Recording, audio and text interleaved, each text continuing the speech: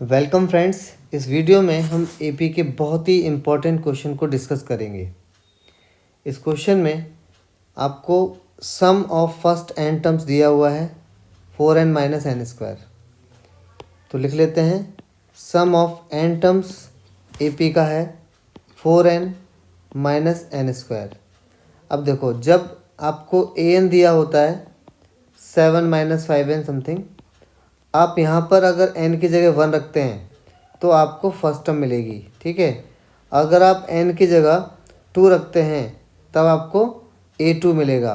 लेकिन अगर आप Sn में n की जगह 1 रखेंगे तो आपको सम ऑफ वन टर्म मिलेगा। हालांकि सम ऑफ वन टर्म भी वही होगा जो a1 होता है, क्योंकि एक टर्म का सम का मतलब पहली टर्म ही होगा। लेकिन जब आप S2 निकालेंगे तो सम ऑफ टू टर्म्स निकलेगा। तो यहाँ पर Sn आपको दिया हुआ है 4n माइनस एन स्क्वायर, आप रखने वाले हैं n की जगह 1, तो ये आएगा 4 इंटू 1 माइनस 1 स्क्वायर, और सॉल्व करके आएगा 4 माइनस 1 जो कि हो जाएगा 3, ठीक है। अब आप S2 निकालें, S2 का मतलब हुआ सम ऑफ टू टर्म्स। तो अब आप n की जगह रखने वाले हो 2 Sn में, तो 4 इंटू 2 माइनस 2 स्क्वायर, तो ये हो जाएगा 8 माइनस 4, ये आ गया 4। बच्चे, ये आपका दो टर्म का सम आया है। अब आप ध्यान से देखिए, अगर कोई एपी आपको दी हुई है जिसमें आपको 2 टर्म्स या 3 टर्म्स आगे भी हैं और आप 2 टर्म्स का सम निकालते हैं, ठीक है, तो उसको आपने बोला S2। और एक टर्म का सम या पहली टर्म S टर्म, यहाँ पर एक टर्म का सम का मतलब S1 या A1 एक ही चीज़ है, या A। लेकिन बट S2 जो है वो A2 के इक्वल नहीं है, क्योंकि S2 का मतलब हुआ दो टर्म का सम और A2 का मतलब होता है सेकेंड टर्म।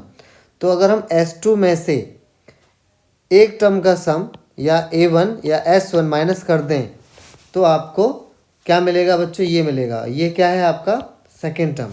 तो ध्यान से समझने की कोशिश करिए। अगर आपको S2 पता है और S1 पता है तो सेकेंड टर्म यानी A2 आपका हो जाएगा S2 माइनस S1, और S2 आपका है 4 और S1 है 3। तो बच्चे, सेकेंड टर्म पूछी गई थी, सेकेंड टर्म आई 4 माइनस 3 1, तो सेकेंड टर्म की वैल्यू हो गई 1। इसमें हमने बिना डी निकाले A2 की वैल्यू निकाली है। अब देखते हैं उसने थर्ड टर्म की बात करी है, तो थर्ड टर्म कैसे निकली ज़रा ध्यान से देखिएगा। राइट साइड में 3 टर्म आपको एपी की दी हुई हैं। अगर आप इन तीनों का सम निकाल लेते हैं, ठीक है, इन तीनों के सम को आप क्या बोलेंगे? S3। और उसमें से स्टार्टिंग की 2 टर्म्स का सम, स्टार्टिंग की 2 टर्म्स का सम जिसको हम S2 कहेंगे, तो अगर वो S3 में से माइनस कर देते हैं, ठीक है, सम ऑफ 3 टर्म्स ये सारी हो गई, उसमें से आपने 2 टर्म का सम यानी कि शुरू की 2 टर्म्स माइनस कर दी, तो ये बचा, ये आपका क्या है? Third term.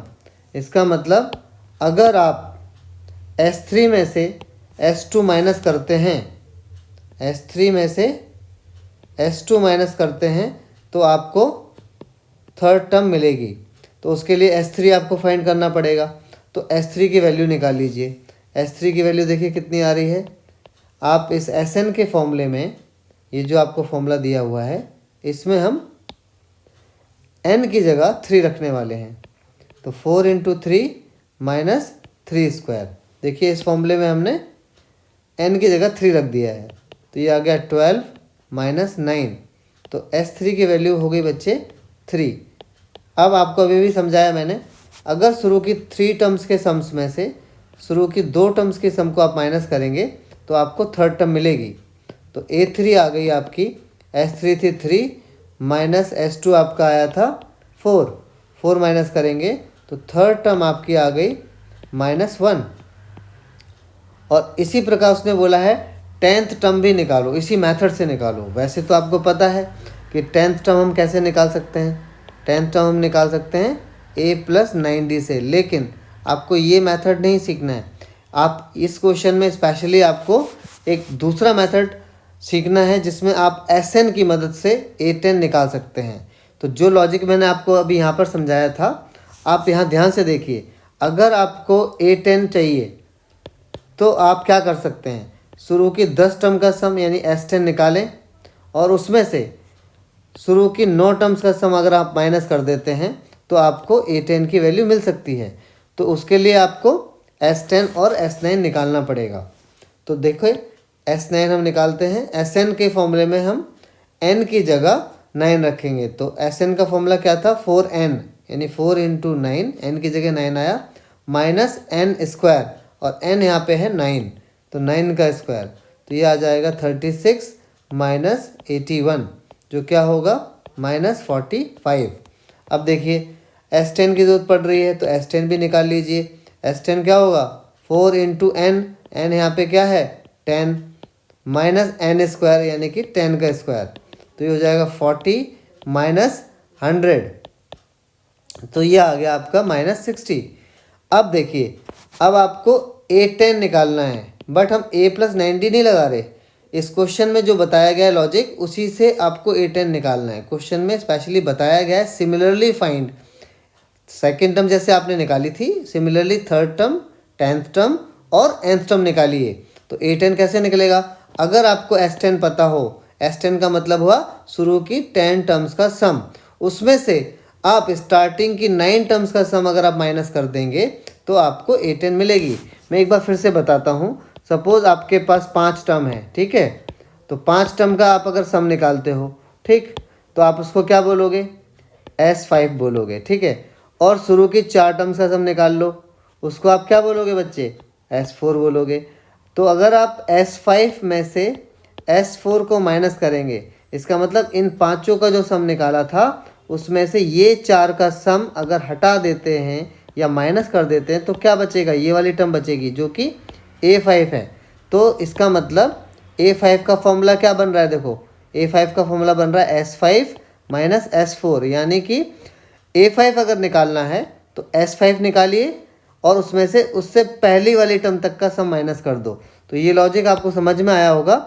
यानी कि अगर आपको 7th टर्म निकालनी है बिना D का इस्तेमाल करे, D का इस्तेमाल करके तो A+6D आ सकता है, लेकिन इस लॉजिक से निकालनी है जब आपको Sn पता हो, तो आप क्या कर सकते हैं, सम ऑफ 7 टर्म्स निकालिए, उसमें से सम ऑफ 6 टर्म्स माइनस कर दीजिए, तो आपका A7 यानी 7th टर्म आ जाएगा। आई होप आपको लॉजिक क्लियर हो गया होगा। अब देखिए आगे, अब आपको A10 निकालना है। तो A10 आपका बच्चे हुआ S10 माइनस S9, और S10 आप निकाल चुके हैं -60, तो -60 माइनस S9, S9 था -45, तो माइनस में था तो ब्रैकेट लगाइए, तो -60 और माइनस इंटू माइनस प्लस हो गया 45। तो A10 की वैल्यू बच्चों यानी 10th टर्म आपकी आ गई -15, ठीक है। अब इसी लॉजिक से उसने बोला nth टर्म भी फाइंड करो।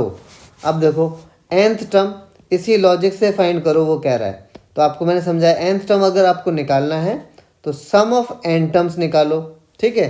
जैसे आपको अभी लॉजिक बताया ना, A10 अगर आपने निकालना था तो सम ऑफ 10 टर्म्स निकाला और उसमें से 10 से एक कम तक यानी कि 9 टर्म्स का सम माइनस करा तो आपको A10 मिली। तो आपको अगर nth टर्म चाहिए तो सम ऑफ n टर्म्स में से आपको माइनस करना पड़ेगा सम ऑफ n माइनस 1 टर्म्स।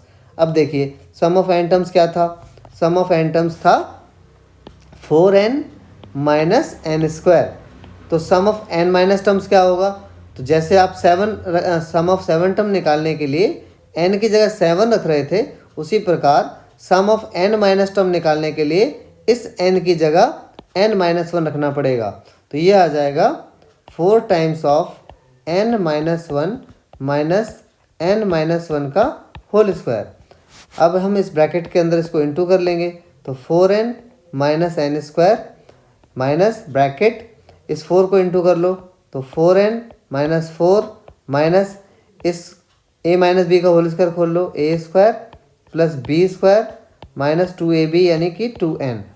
अब देखिए 4n minus n square minus bracket open करो तो साइन चेंज हो जाएंगे। तो ये हो गया -4n, ये हो जाएगा नेक्स्ट +4, ये माइनस का साइन चेंज हो जाएगा क्योंकि बाहर माइनस है, तो ये हो जाएगा प्लस, अंदर के साइन सारे ऐसे ही रहेंगे क्योंकि प्लस हो चुका है।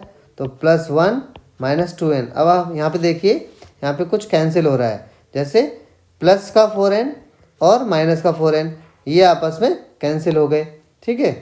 तो आप इसको कैंसिल कर दो, और ये प्लस का n² और ये माइनस का n² कैंसिल हो गया, तो आपके पास क्या बचा 4 + 1, तो ये आ गया 5 और -2n। तो ये आपकी बच्चों आ गई nth टर्म ऑफ AP। तो आई होप आपको ये लॉजिक क्लियर हुआ होगा। मैं एक बार फिर से बताता हूँ, अगर आपको किसी क्वेश्चन में SN दिया हुआ है और आपको बिना D फाइंड करे हुए, बिना A और D फाइंड किए हुए आपसे ये पूछे कि बताइए जिस AP का ये SN दिया हुआ है उस AP की 15th टर्म क्या होगी, तो बच्चे इसमें आप A + 14D लगाने की ज़रूरत नहीं है।